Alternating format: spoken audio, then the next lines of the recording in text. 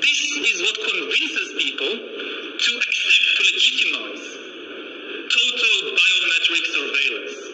We want to stop this epidemic. We need not just to monitor people, we need to monitor what's happening under their skin. Delhi and to Pranjal Sharma, who's both a columnist for the Business Standard, but also one of the leading authors and commentators on the Fourth Industrial Revolution there. Pranjal, your question. Thank you, Adrian. I'd also like to congratulate Professor Schwab and Thierry, because I read some of the chapters of the book in advance, and I'm going to be reviewing it. But my main question is, Professor Schwab, you've always been arguing for preparing and shaping the Fourth Industrial Revolution, but if COVID is accelerating everything, how do we accelerate the preparation? Because I don't think our systems, industries, and policymakers had yet come to grips with the Fourth Industrial Revolution even before COVID. But now it seems like a crisis. While there are, of course, positives, but I think the ability to cope with this accelerated change is limited. If you look at the present situation, we have actually three interrelated situations. First, we have the impact of COVID. Second, we should not forget that after a long period of economic growth, we were entering a period of, I wouldn't say recession, but of reduced economic growth, just taking the economic cycles. And then you have the Fourth Industrial Revolution, which, as I wrote in the book 4 years ago, when I coined the expression, the Fourth Industrial Revolution, which has a tremendous impact on business models, on society, and on the economy. And you're right.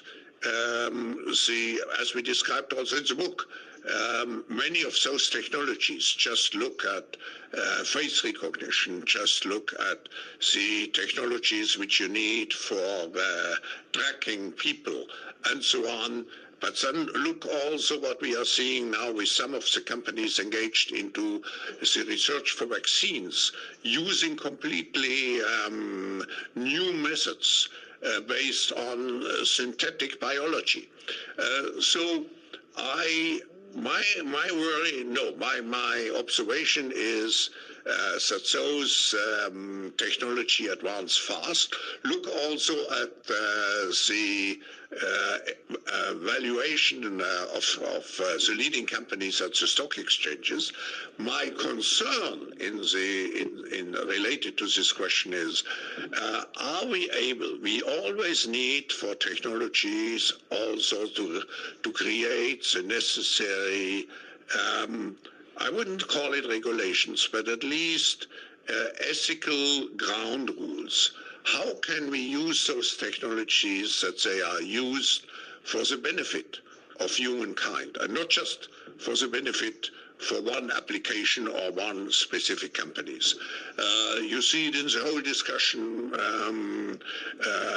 related to some of the leading companies, how to find the balance between, let's say, responsible behavior on the one hand and applying the technology fully.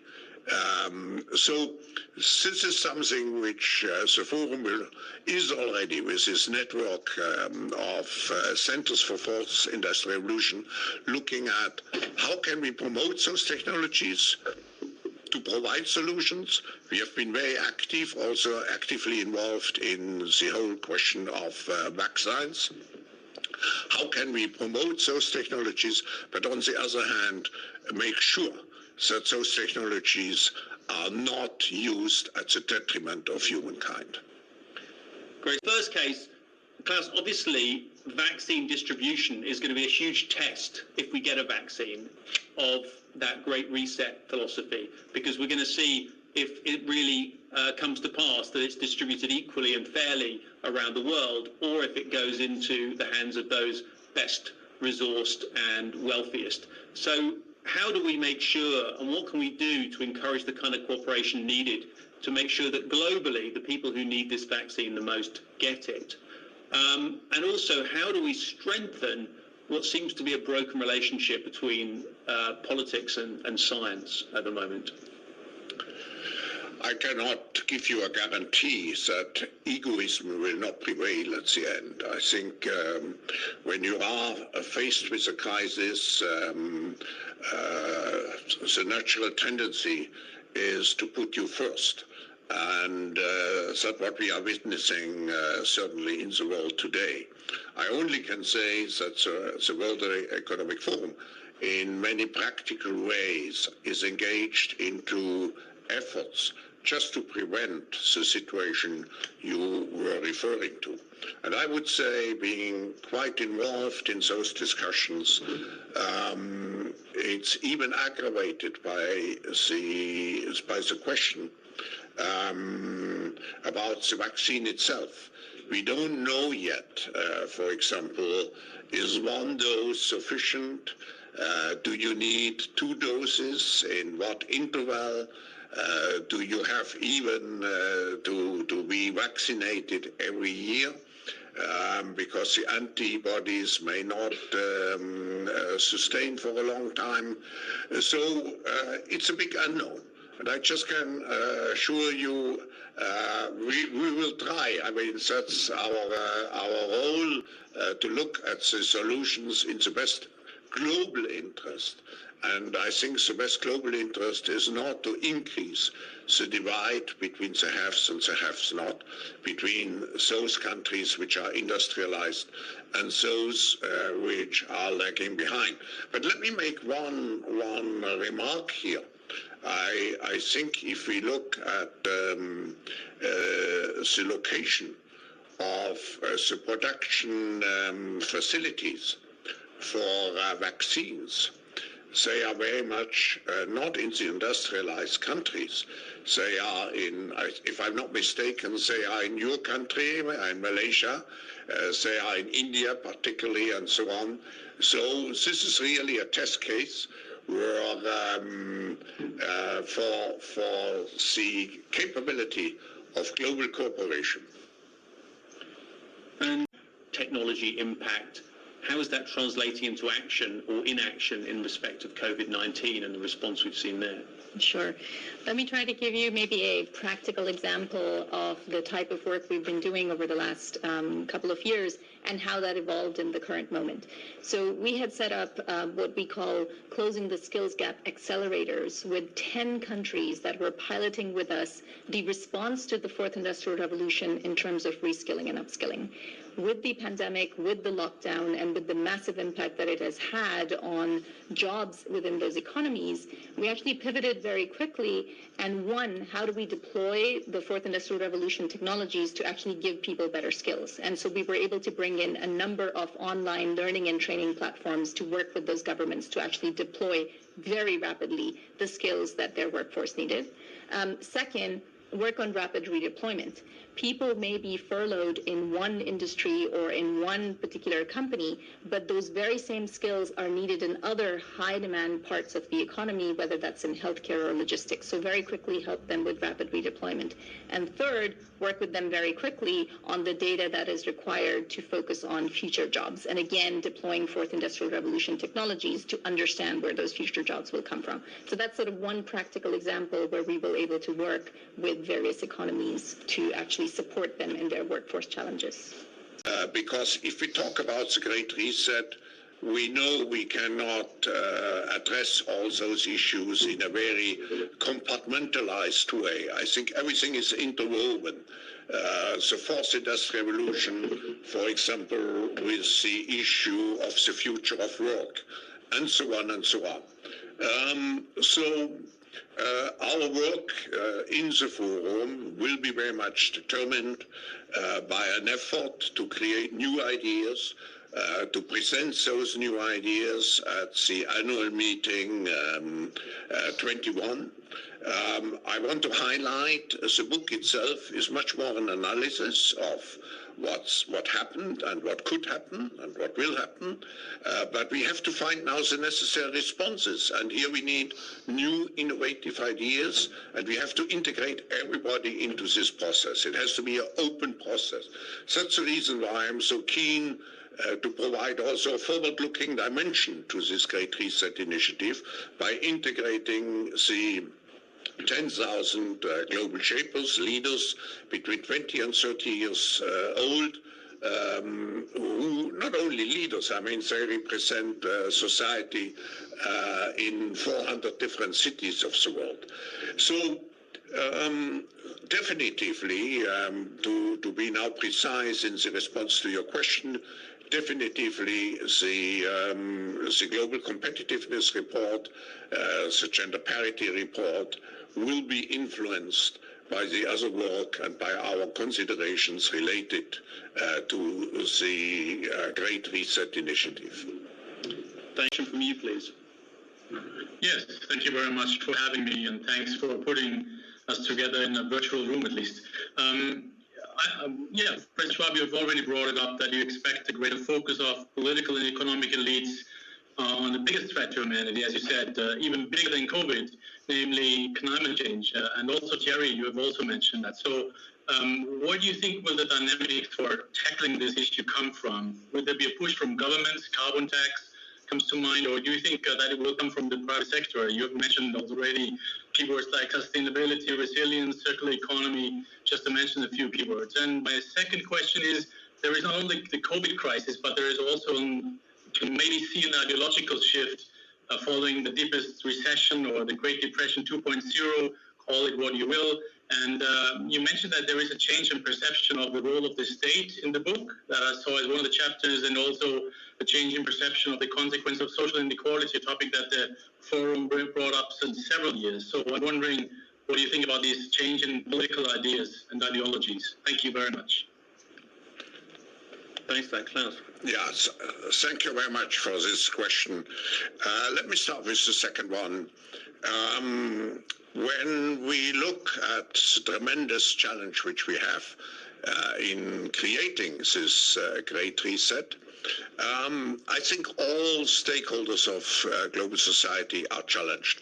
What we have seen was a kind of, how shall I say, dominance of business in global affairs in the last, at least in the last 2 decades.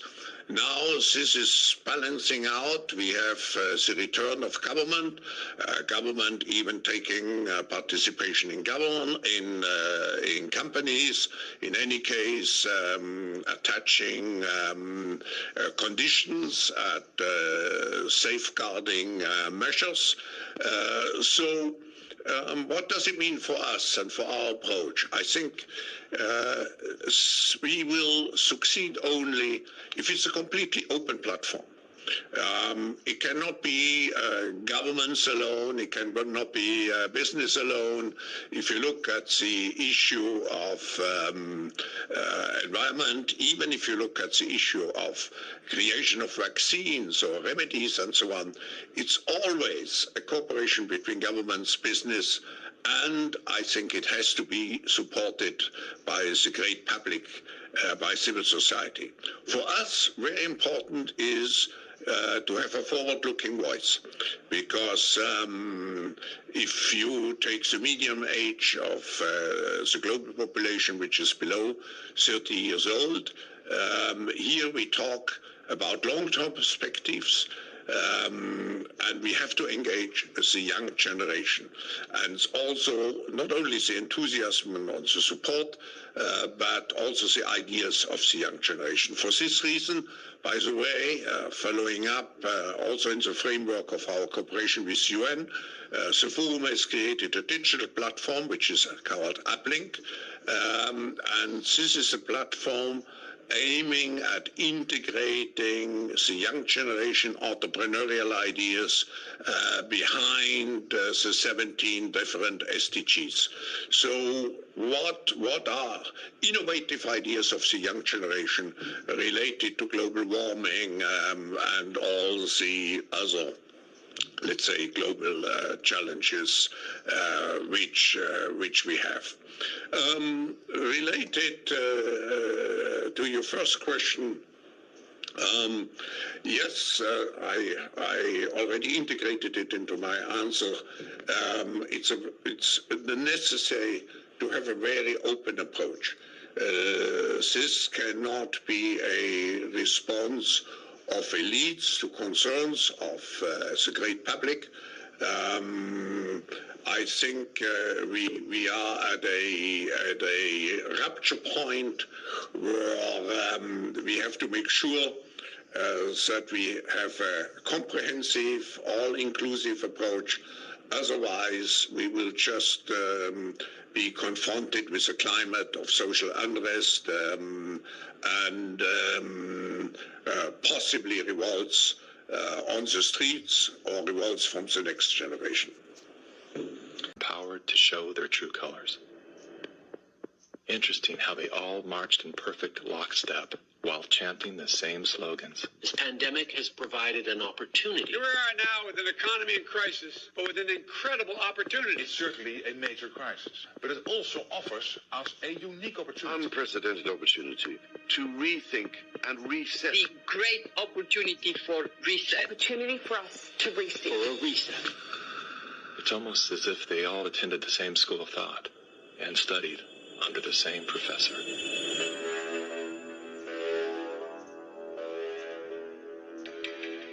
Some people would say this revolution is characterized by the fight of robots against human beings.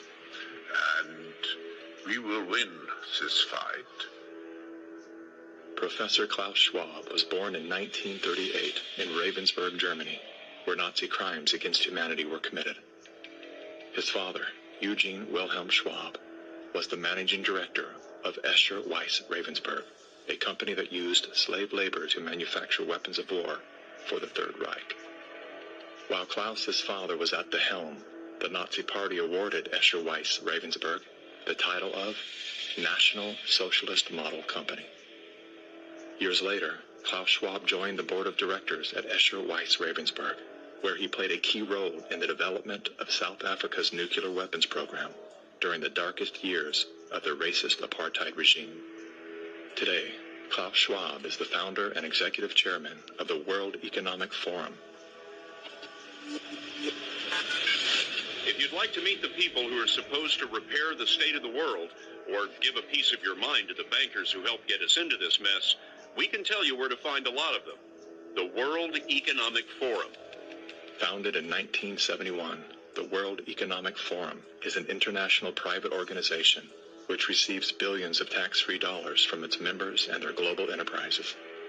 Every year, the WEF brings together its members with world leaders, big pharma executives, tech titans, Hollywood celebrities, media personalities, and internet influencers to meet in the secluded mountains of Davos, Switzerland. It is a tiny town folded into the Swiss Alps, a village where you could bump into Bill Clinton, Bill Gates, the head of Google, and the Queen of Jordan, all in one place. A lot of reporters cover the forum, but few get inside. It turns out there are two Davoses, one you see and one you don't. After hours, there are hundreds of private parties where deals are done. People who can't be seen together in public can meet here.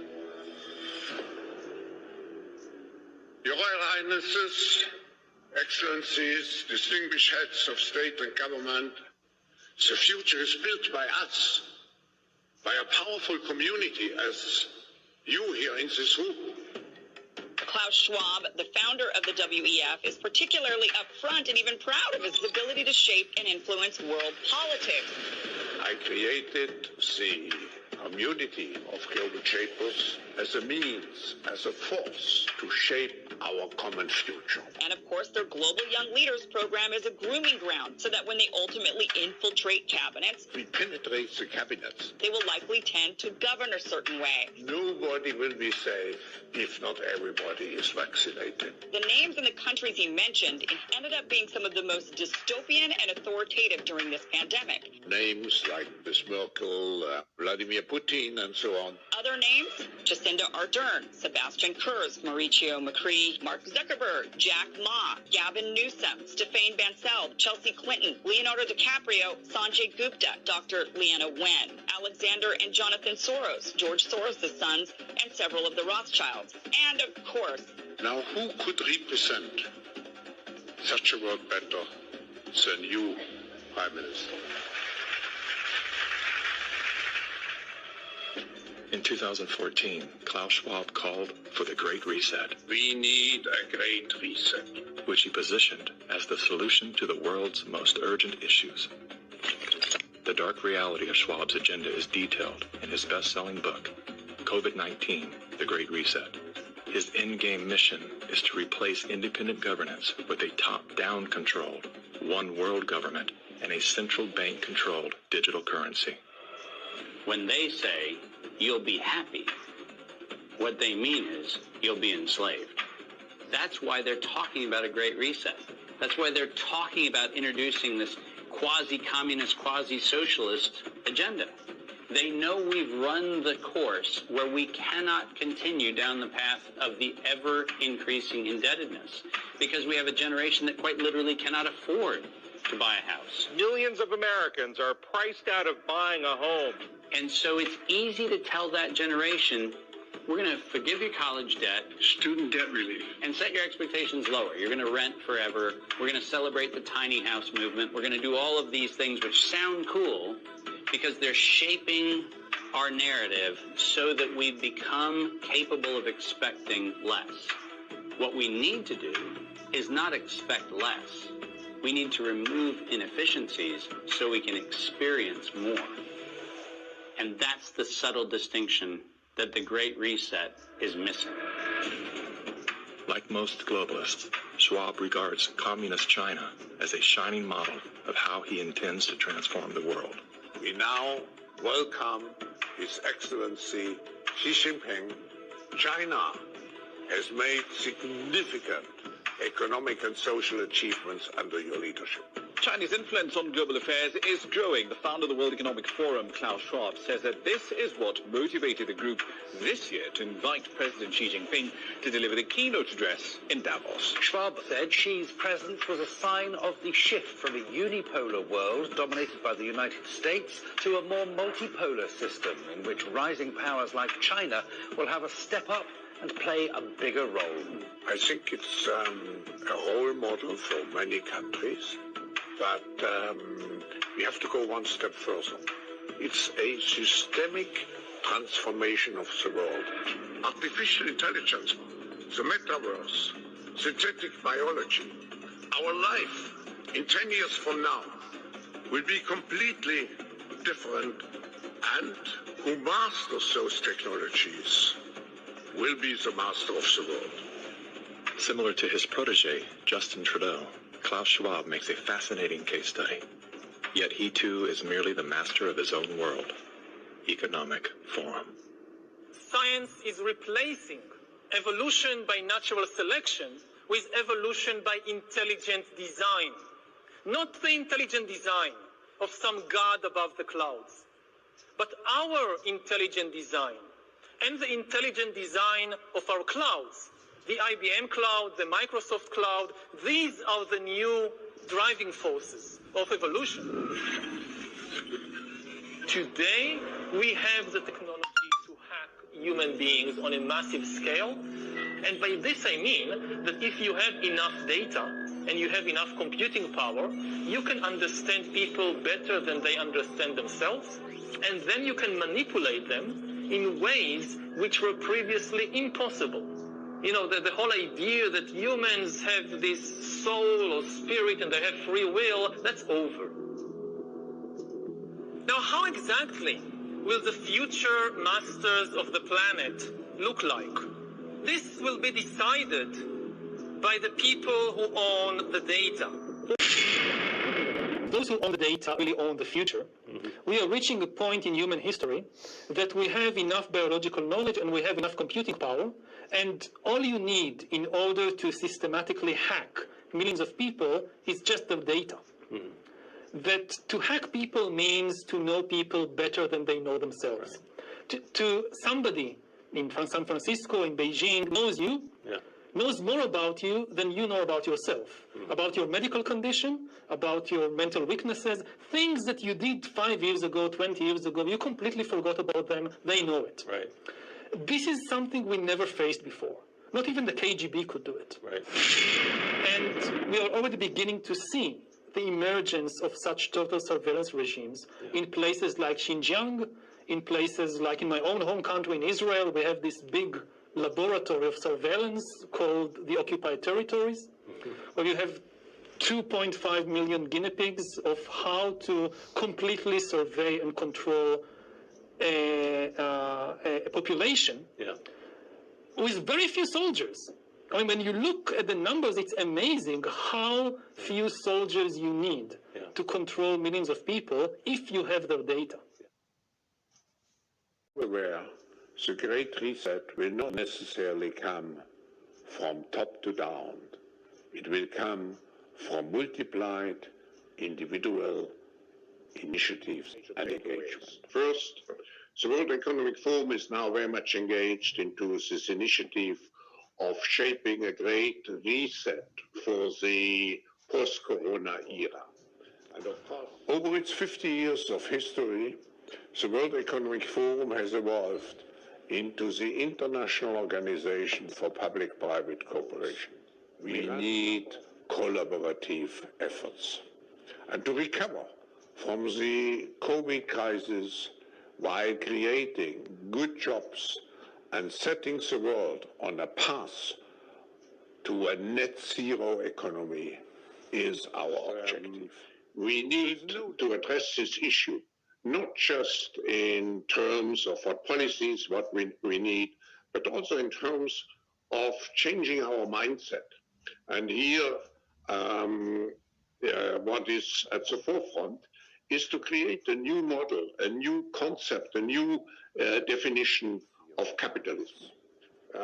Brian Moynihan, Feike, Sibesma, and myself equally called upon our members and the Davos participants earlier this year to set an example and to set a target to achieve net zero greenhouse gas emissions by 2050, or if ever possible, solution.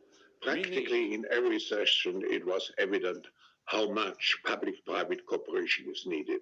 So all those issues cannot be solved by governments, business, or civil society alone. We need collaborative efforts, and we need to be courageous in our vision for the future.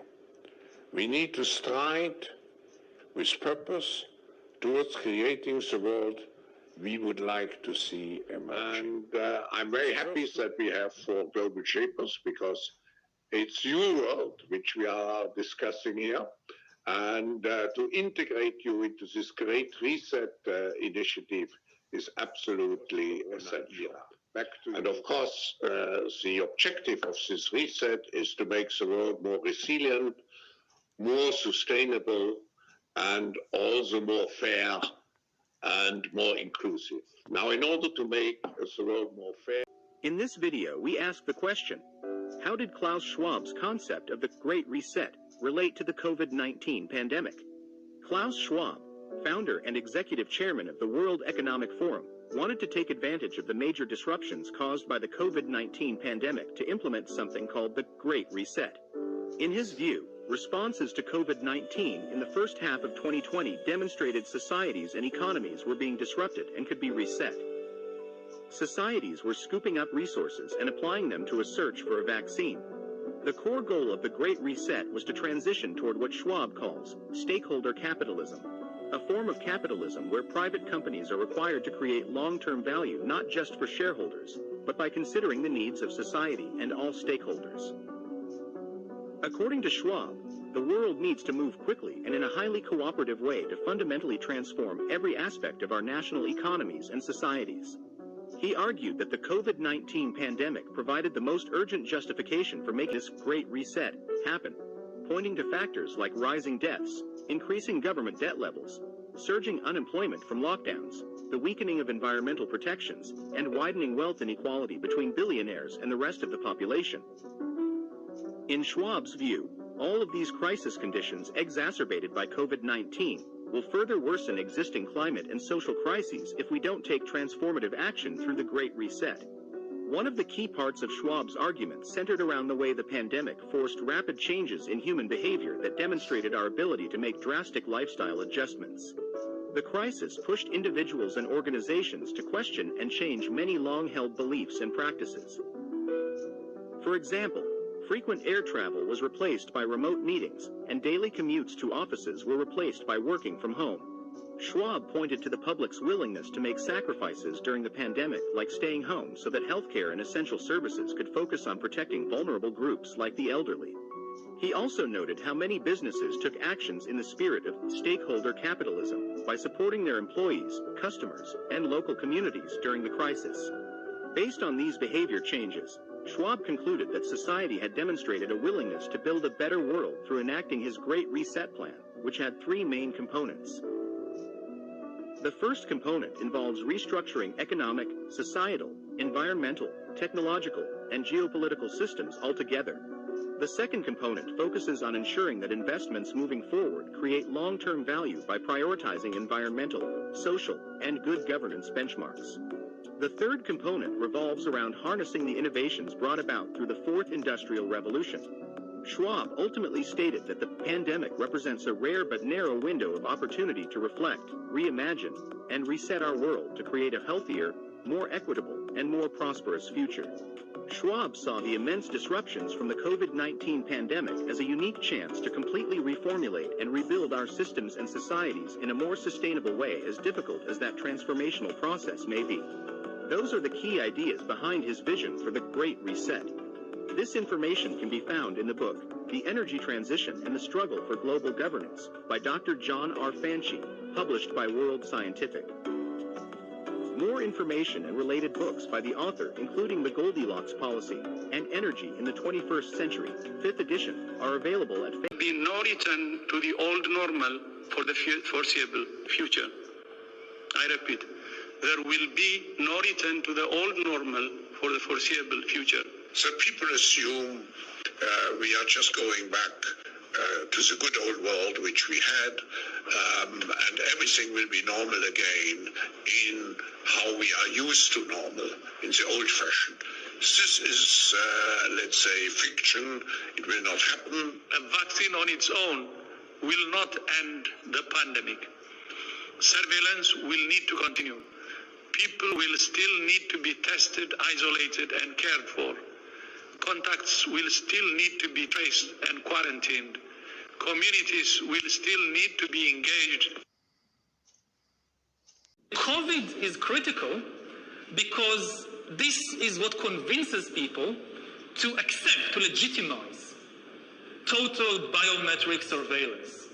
If we want to stop this epidemic, we need not just to monitor people, we need to monitor what's happening under their skin. What we've seen so far, it's corporations and governments collecting data about where we go, who we meet, what movies we watch.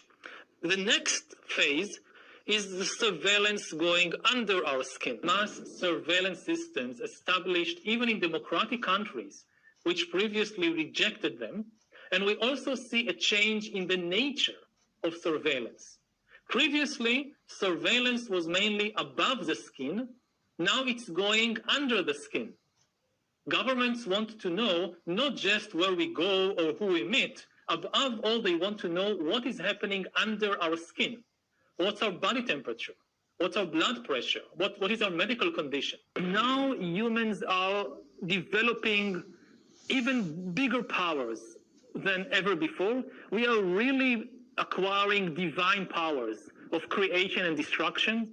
We are really upgrading humans into gods. We are acquiring, for instance, the power to re-engineer life. You know, the whole idea that humans have, you know, they have this soul or spirit and they have free will and nobody knows what's happening inside me. So whatever I choose, whether in the election or whether in the supermarket, this is my free will, that's over. We humans should get used to the idea that we are no longer mysterious souls. We are now hackable animals. I mean, all this story about Jesus rising from the dead and being the Son of God, this is fake news. So I want to talk to you today about the future of our species and really the future of life. We are probably one of the last generations of Homo sapiens. Within a century or two, Earth will be dominated by entities that are more different from us than we are different from Neanderthals or from chimpanzees. Because in the coming generations, we will learn how to engineer bodies and brains and minds. These will be the main products of the economy, of the 21st century economy. Not textiles and vehicles and weapons, but bodies and brains and minds. And then the big political and economic question of the 21st century will be, what do we need humans for? Or at least, what do we need so many humans for? Do you have an answer in the book? At present, the best guess we have is keep them happy with drugs and computer games. When I say that these are useless humans, it's not from the viewpoint of the mother, of the wife, or the son. It was always very difficult to be in charge of your destiny.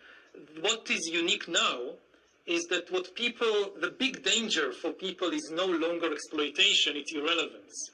I mean, previously in history, if you were on the wrong side of history, if you didn't understand what was happening and you lost the competition, then you ended up as some kind of serf or manual laborer being exploited by the people who understand and have the power.